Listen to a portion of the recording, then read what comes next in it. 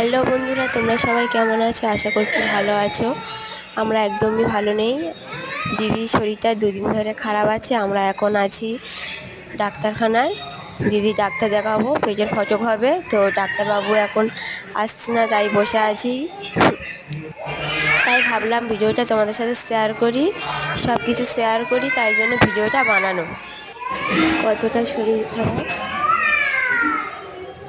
বাড়ি থেকে সকাল সকাল চলে এসেছি। এখন দিদি কী করছে দেখো, বসে আছে, শরীরটা খুব খারাপ। তো বন্ধুরা, তোমরা একটু আমাদের পাশে থেকো, একটু সাপোর্ট করো, একটু লাইক কমেন্ট করো।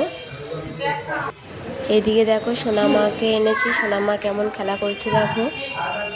ডাক্তারবাবু আসার সময় হয়ে গেছে। তো বন্ধুরা, তোমরা সবাই ভালো থেকো এবং আমাদের পাশে থেকো। টাটা।